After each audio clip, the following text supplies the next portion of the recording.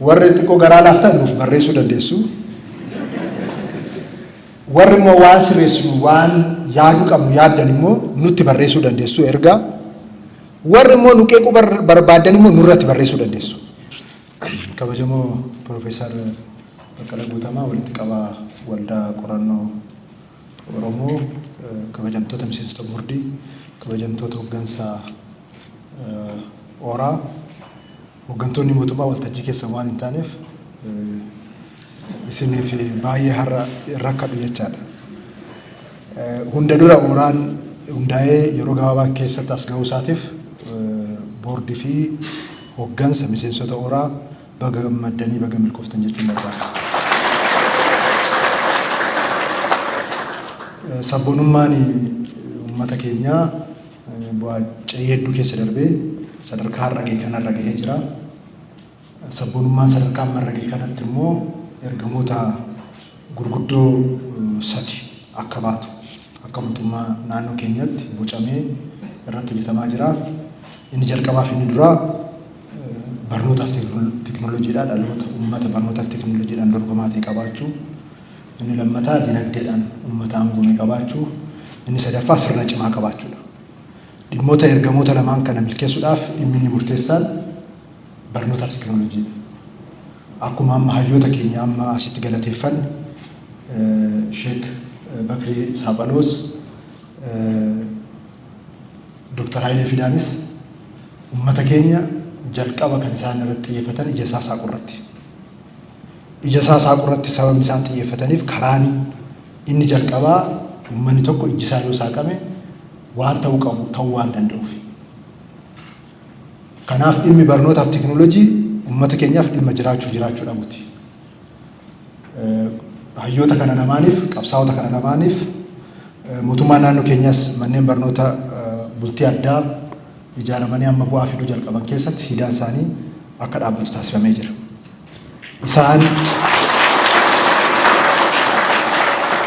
Isaan leellisuuf utuu hin taane dhaloonni isaan fakkaatu dhaloonni isaan caalu akka uumamuufi. Har'a asitti kan isaan dubbannu waa'ee isaanii kan dubbannuuf dhaloonni isaan caalu akka uumamuufi. Ooraanis ergama barnootaaf teekinooloojiidhaan uummata keenya ijaaruu keessatti keessattuu beekumsa oomishuu irratti knowledge production irratti ergama guddaa qabatee dhaabbata hundaa'eedha. Hojii guddaas hojjechaa jira. Erga hundaa irraa jalqabee bitaa mirgatti humna baay'ee waccisiiseera. Akkuma sila Hayileen Dr. Darajjeen Hayileen bitaa mirgaa jibbamaa ture akka jedhe I think jibbamuun gatii guddaa qaba natti fakkaata. Ooraanis bitaa mirgaa jibbamuu irraa jalqabee gaafuma jibbamu sana akka gatii cimaa inni qabu gaafasumaan baranii jechaadha. Isin jibbamtanii waan hin beekneef baay'ee waan hin jedhu isin hin galu. Kanaaf ooraan bu'aa guddaa fidee kitaabota amma eebbifne kun hiikoo guddaa qabu. Ergama isa jalqaba jedhe sana isa sabboonummaa Oromoo barnootaaf teekinooloojiidhaan lafa qabsiisuu irratti hiikoo guddaa waan hojjetu lafa kaa'ee jira. Kanaaf hayyoota keenya kana keessatti halkanii guyyaa dadhabaa jirtan maqaa kootiif maqaa mootummaa naannoo Oromiyaatiin galatoomaa ulfaadha isin jechuun barbaada. Ooraan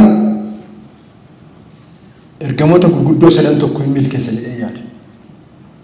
Tokkoffaaf inni duraa kalee keenya akka hubannu, kan darbe akka hubannu. Uummanni waan darbe keessa darbe hin hubanne eenyummaa qabaachuu hin danda'u. ofta'uu hin danda'u. Kan sila Profeesar Indashaw sirriitti kaasan beekumsa xabboo kan indigenous knowledge kan jennu kun dhimmi eenyummaa keenya kaleessaa dhimmi ofta'uu dhimma isa bu'uuraati. Isa kana deebisee beeksisuu irratti hubachiisuu irratti dhaloonni immoo kana beekee kanaan akka jiraatu gochuu irratti hojii guddaa hojjeta jedhee tanan hubadha. Lammaffaa Ooraan kan har'aa qeequu sakatta'uu irratti hojii guddaa hojjeta jedhee ilaala. Har'a keessa kan jiru qeeqee sakatta'ee hanqina isaa baasee cimina isaa hubachiisee kanarratti beekumsa oomishuu irratti hojii guddaa hojjeta jedhee yaada. Sadaffaan egeree keenya raaguu irratti akka sabaatti. Egeree keenya karaa itti akka deemnu karaa agarsiisuu irratti. Dhaabbileen beekumsa oomishan tokko tokko akka Oromootti jiran isa tokko qofa irratti hidhamanii warri hafan jiru, isa lama irratti warri hidhamanii hafan jiru. I think Ooraan akka amma wantoota amma jalqabe kanaan yeroo ilaalu egeree keenyas raagee egeree keenya nutti mul'isuu irratti waan hiikoo qabu guddaa taphata jedhee tanan ilaala. Ergamoota kana sadaniif mootummaan naannoo Oromiyaa hojii deeggaruudhaan alatti akka miseensa tokkotti gahee isaa taphachuudhaan alatti gahee addaa irraa qabu jechaadha. Waldichi irra deebi'ee mirkaneessuu kanan barbaadu kan miseensota isaati. Yeroo taanu keessatti Ooraan tokkoffaa joornaalii yoo qopheesse, lammaffaa kitaabota immoo editoriaalii isaanii guutan yoo kan qopheessu ta'e mootummaan naannoo keenyaa tokkoffaa joornaalii fi kitaabota qophaa'an nama maxxansiisuu irratti in hojjeta. Lammataan warra artikiloota barreessan joornaalicha irratti fi warra kitaaba barreessaniif mallaqa isaa irraan dubbadhu waan barbaachisu hin kaffalaa jechaadha. Kana yeroo jedhu editoriaalii isaa keessan galu waan sadi gochuu hin dandeessu nurratti. Tokkoffaa nuuf barreessuu dandeessu, nutti barreessuu dandeessu, nurratti barreessuu dandeessu. Irraan deebi'aa warri xiqqoo garaa laaftan nuuf barreessuu dandeessu.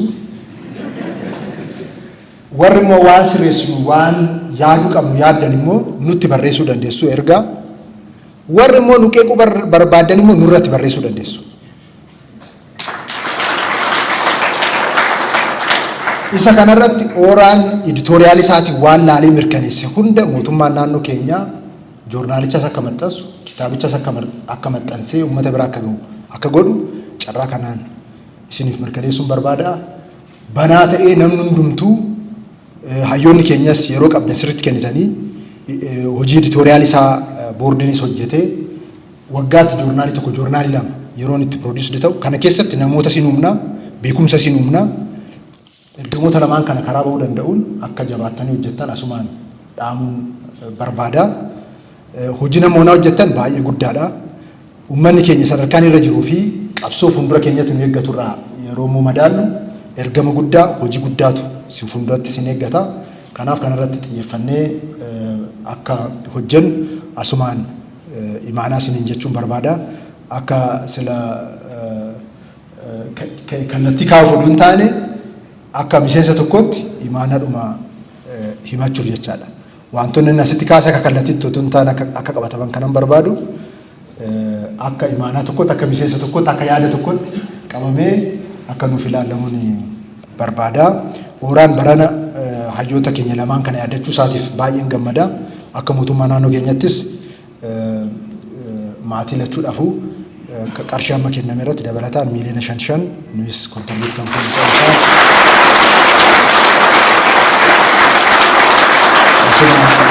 mirkaneessuun barbaada.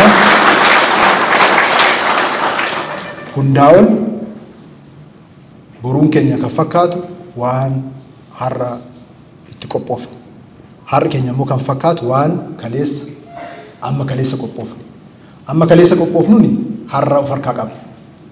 Har'a of harkaa qabnu kanarratti aaruus dandeenyaa, gammaduus dandeenyaa, lachuu gaariidha. Aaruunis gammaduunis gaariidha. Lachuu akka karaa irraa hin baane gochuudha malee.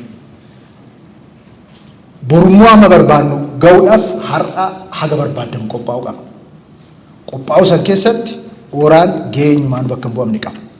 Kanaaf dhaloota qopheessuu, uummata keenya qopheessuu irratti jabaattanii ergama keessan akka baatan imaanaa isin jechuun barbaada. Guddaa galatoomaa.